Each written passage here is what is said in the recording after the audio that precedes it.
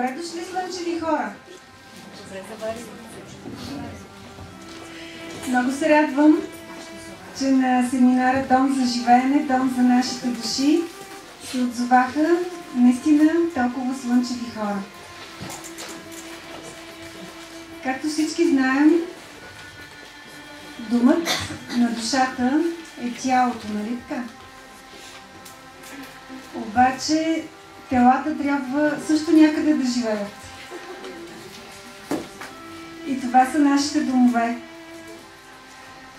Много е важно да направим връзката между душата и дома. И тази връзка ще се опитаме да потърсим днес със семинара, да я намерим, всеки за себе си, да прегърнем това, което успеем да харесаме и да си го отнесем с нас в нашите домове. Сега давам думата на Колян и той да ви приветства. Добър ден! Добре дошли! Това е втори семинар Дом за живеене. Миналата година беше на тема екологично строителство. Сега е на тема Дом за нашите души. Може би най-хубавият дом е любовта, светлината и радостта. И когато така човек си представя дома, иска най-вече да изживява то по-скоро едно изживяване като дом. Там, където би живяла душата му добре, а тя би живяла добре в любовта, в радостта и в светлината. И когато ние правим физически дом, тогава искаме в него така да създадем това нещо, което да е по-близко до усещането, което душата би имала, когато е в любовта, в радостта и в светлината. И сегашният семинар тази година е малко повече с такъв фокус. Да бъде, да намерим тези въпроси и после да им отговориме как да направим дома, така че да се чувстваме там по-добре. И все пак дома на земята е едно средство, което ние ползваме. Той не е цел, нали, да се направи.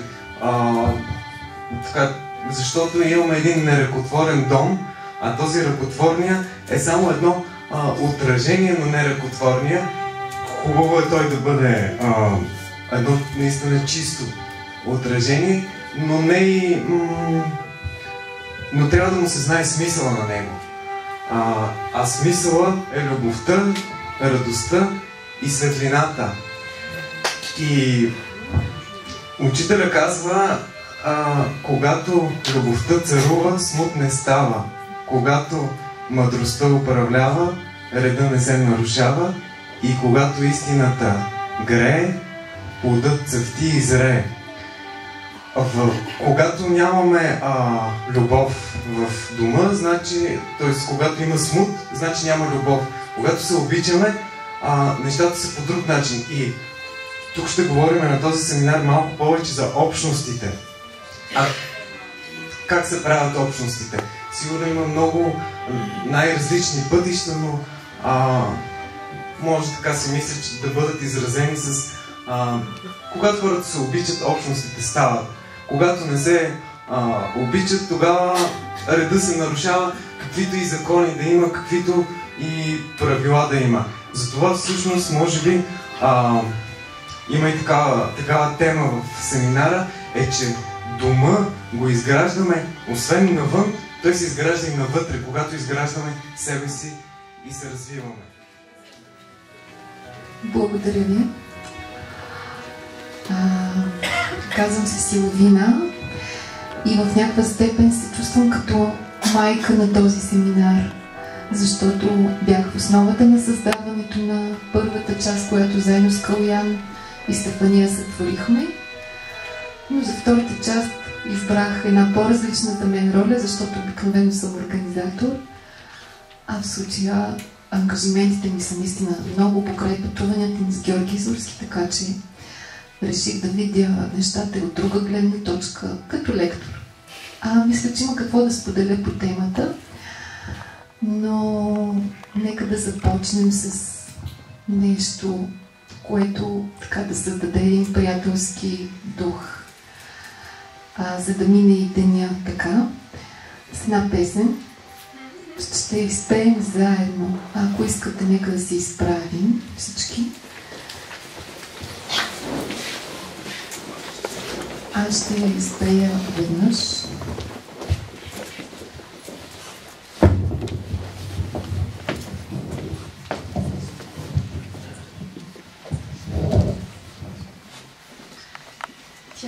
Тя има движения, които ще ги покажа, и един път ще изпея сама и след това опитайте да пеем всички заедно.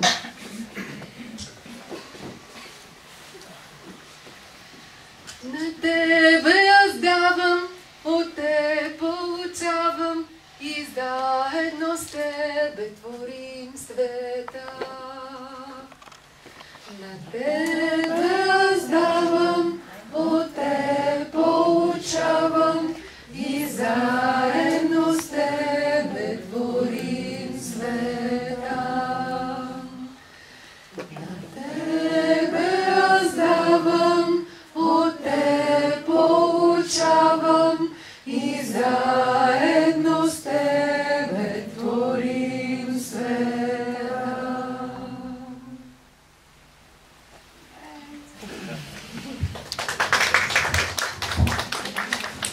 Много дечица, като ме видят, казват: Силвина, изпей песничката. Тя звучи като детска, но е велика наистина. Вече сме октомври и броим вече отзад напред 100 дни до декември, за който толкова много се говори. За мнозина преходът и неговата първа фаза, в която сме навлезни, е факт. За други казват: какво толкова, нищо не се случва. Но не забелязват болестите, които все повече ги натискат, страховете и така нататък, което е естествена реакция на телата. Тази сутрин ми хрумна тази идея да започна с това за птиците, които отлитат на юг. Те отлитат, когато условията стават неблагоприятни за тях. И така смятаме и ние, че условията в градовете стават все по-трудни. И много от нас вече са отлетели, така да се каже. Други им предстои съвсем скоро, сега есента. Обаче, понеже аз ще разкажа моята история, при мен това започна тази пролет, този процес. Но има една народна поговорка, която казва: една птичка пролет не прави.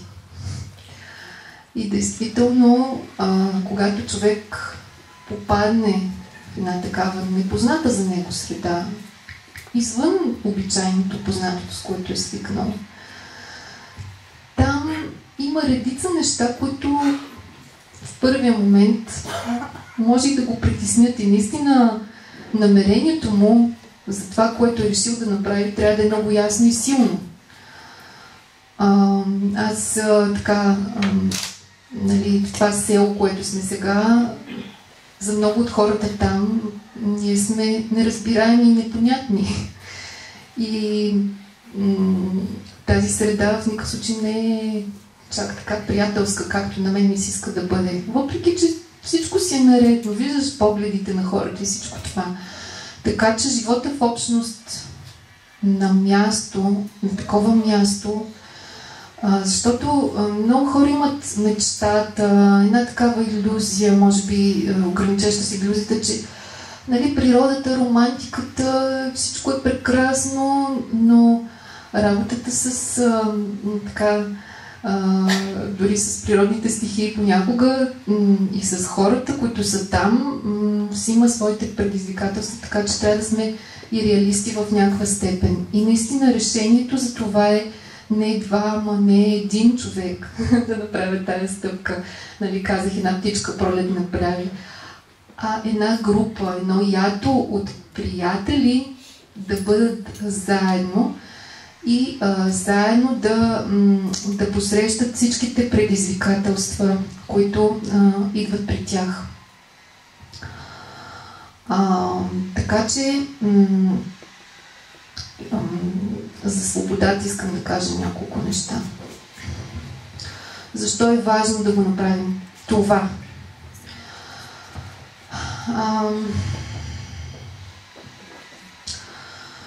За много от нас това не е начина на живот вече, но большинството от хората са в така наречената матрица, където, като си помислим каква частица дори свобода нямаме на практика. Значи, помислете, ние работата от сутрин до вечер, за една идея, която дори понякога не сме съпричастни към нея, работим, даваме времето си. Вечер телевизора, през деня хапваме набързо някакъв фастфуд или нещо. Вечер по същия начин някаква готова храна, защото нямаме време да се погрижим за храната си. Доверяваме се изцяло на това, което е в магазините. Истината съвсем не е това. И всъщност, давайки цялото си време и внимание по този начин, ние дори на сън има хора, които аз изпомням, като работя в гръцкото посолство, аз сънувах задачите си за следващия ден. Някаква трескавост, в която ме беше обзела. Така че, нали, учители ме на такава песен "Свобода е потребна на душата", ама в тези кутийки, които сме, нали, въпреки че ние със своята удохотвореност, където и да се намираме в крайна сметка, и това е голямата истина, ние пак можем да се чувстваме добре. Но въпреки това е една хармонична среда около нас, защото в градовете наистина става все по-нехармонично. Особено в София, напоследък не ми е много любимо място. Така, моята история, това, което разбрах от всичко е, че най-важното е решението и намерението. Да кажеш, аз правя това. И оттам светлата сила подрежда всичко по такъв невероятен начин, че в крайна сметка това твое решение се материализира.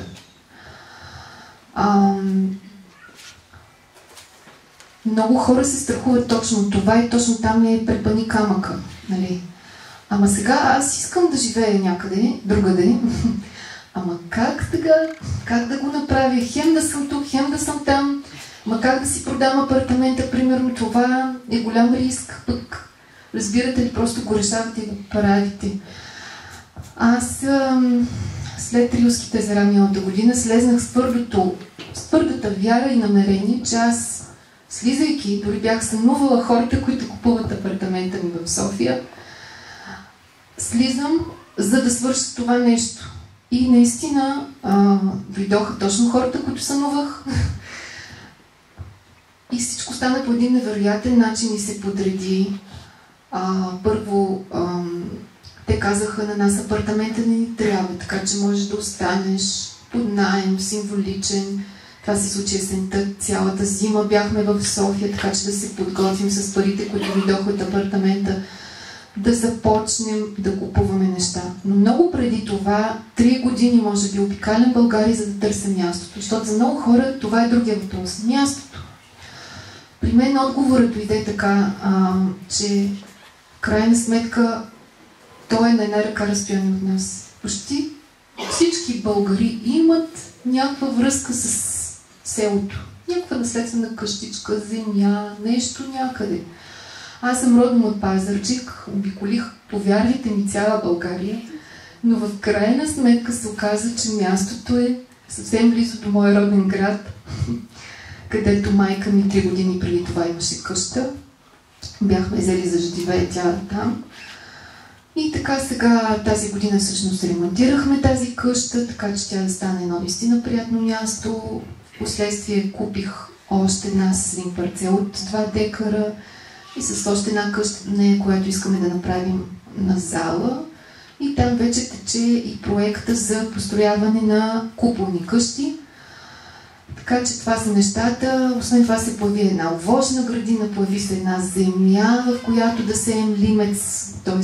лимеца, който отглеждаме вече 4-та година, най-накрая ще бъде на собствена земя. Въпреки че собствеността, частната собственост, много хора казват това, всъщност мисля, че учителя цитирам, Георги ли цитирам, не знам, но частната собственост е нещо, което спира нещата, но явно българина има нужда от тая сигурност и така.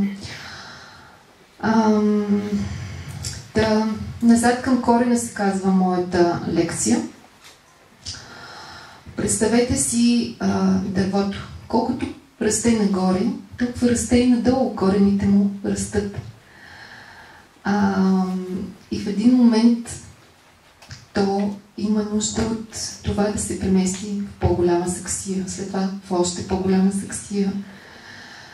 И накрая навън условията стават добри, става все по-топло, така че това дърво да може да излезе навън, да го засеем навън.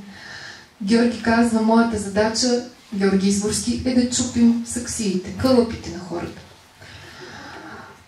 И наистина това е единия вариант, но много хора стигат до това осъзнаване, те порастват достатъчно, така че сами с подкрепата на светлата сила, разбира се, да стигнат до това решение, да извадят прекрасното дърво, което са те самите, и да го посадят на открито. Няколко думи за земята. Пентаграмите, които носим, средната черта, те са 3 черти в центъра, като Георги Изворски е взел този символ от символа на рода Дуо, който средната черта завършва с така V-образно. Всъщност това е дух и материя. Докато пентаграма, който той който е направил, първия, тази средна черта се съединява в едно. Тоест двете черти горе, цар и жрец, дух и материя се сливат. Наистина, това е знака на новото време, защото това се наблюдава повсеместно, дух и материя. Тоест, реализиране на практика, на мечтите, на това, което носим ние в нас, то дава плодове. И много е важно да се обърнем и към земята, защото ако духът е нашия баща, земята е нашата майка и ние трябва да намерим този баланс. Това да се заземиш, има различни практики, но най-хубавата практика за мен е, когато отида на село, да започна да почиствам тревички. Нали, все още не използваме пермакултурата в градината на майка ми, за съжаление, но тревички, тук, там нещо. И по този начин наистина правя връзка с нея. Така че българина не е загубил връзката си с земята и за щастие, за разлика от други народи. И мисля, че за нас ще бъде сравнително по-лесно да се върнем към нея.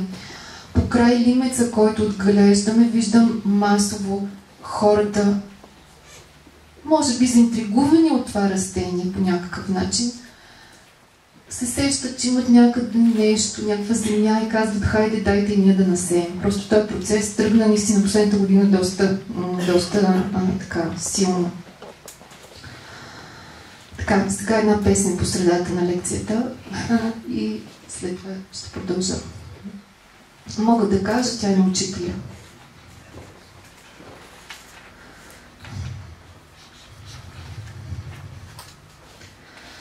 Мога да кажа, че слънцето утре ще изгрее на земята, лицето ще огрее, топлината ще внесе за всичко, що расте.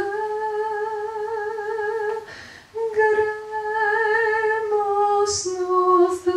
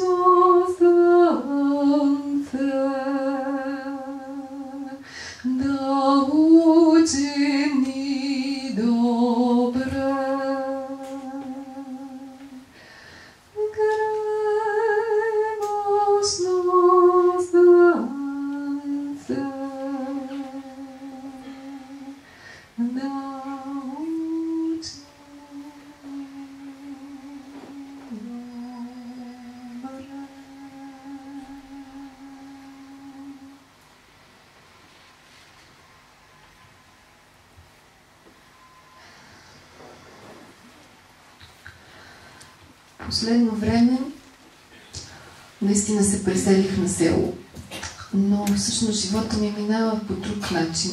Живот на колела го наричаме, защото с Георги Изборски не спираме да пътуваме.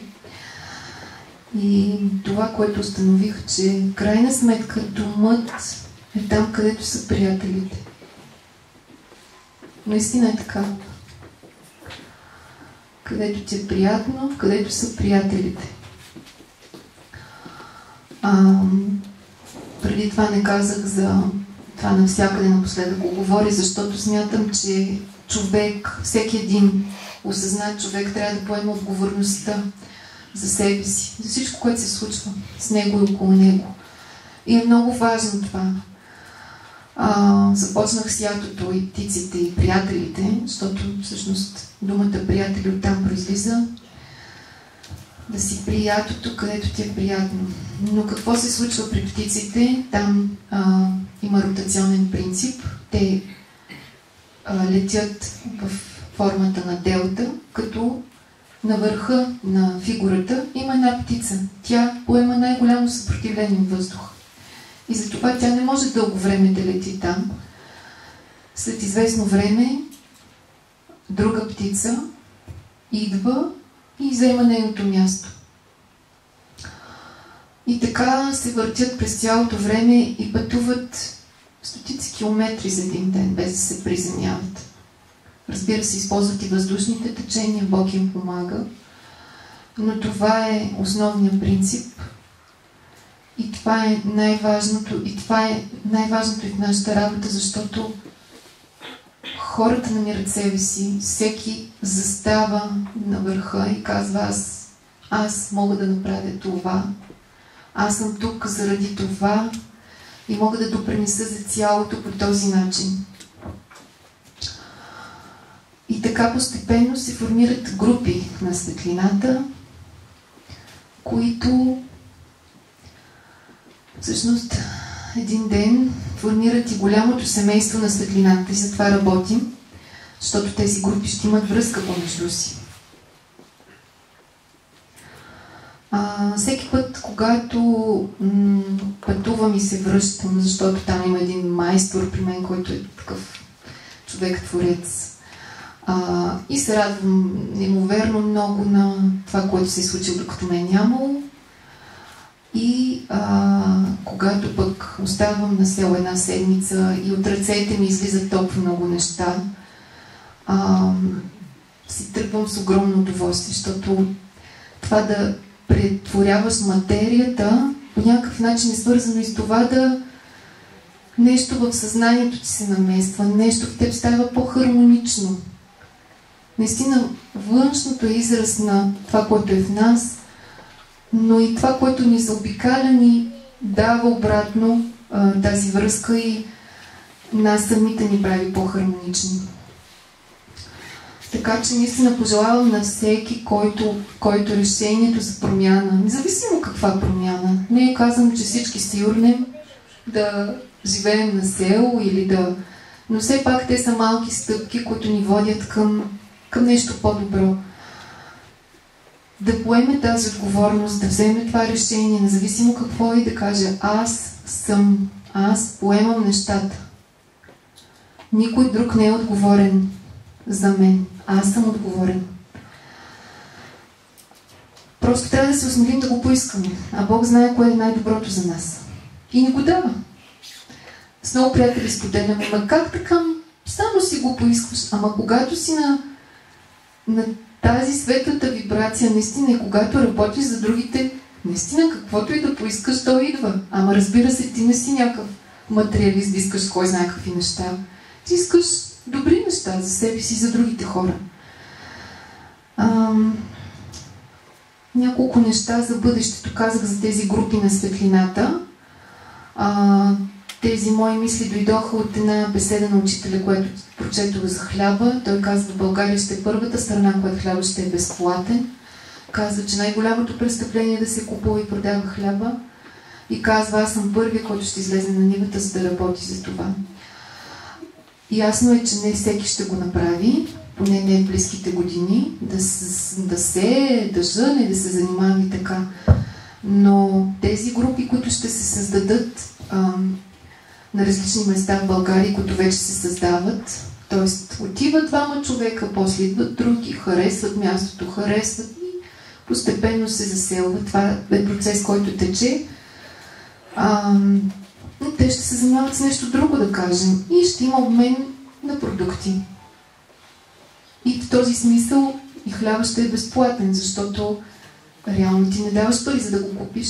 Ти купуваш, примерно, други има градина с череши или с ябълки. Ти си взимаш от него череши, ябълки, той ти дава зърно и така нататък. Така че това е нещото, което според мен по този начин ще работи. Нали? Много хора казват, това не е ли примитивизъм? Връщаме се към натурална промяна. Повярвайте ми, това е било нещо много добро, което хората са правили преди да се появят финикийските знаци, според мен. Това е, което исках да споделя с вас. Може би беше кратко, но това беше и времето, което ми беше дадено. Надявам се да е полезно. Песен за завършване? Въпрос? Да, има 5 минути за въпроси. И след това пожелание на Георги ще му дадем малко 5-10 минути. Той иска да ви каже нещо. Да, въпрос.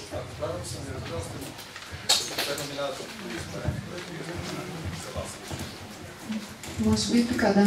И дали някаква форма на извънземно присъствие там сте срещнали?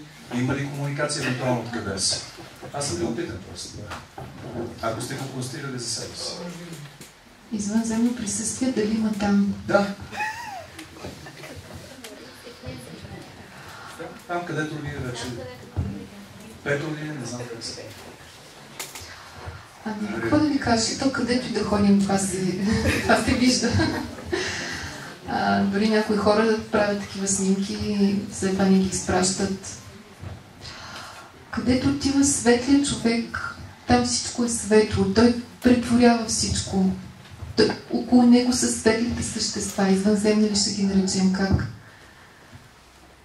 Така че това е. Това вярвам и мисля, че е точно така.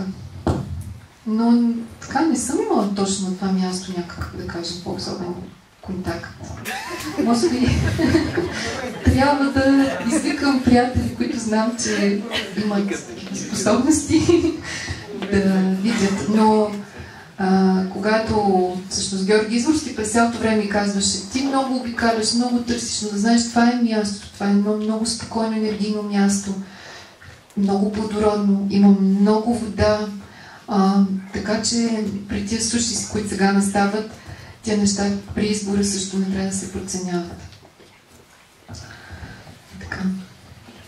Добре, аз само искам да ви кажа, сега ще ти дам думата, че като завършиш семинара, ще останем, нали, да се видим, ще направим нещо като разговор, така че който, нали, всъщност след това му възникнат някакви въпроси, пък и по време на почивките ще можете да си ги задавате към всеки един от споделящите. Аз нарочно не употребявам думата лектор, а споделящ, защото така ми се вижда по-добре. Така че дори и сега да не изчерпим с въпросите, защото все пак започнахме по-късно, след това ще имате възможност кой каквото иска да попита.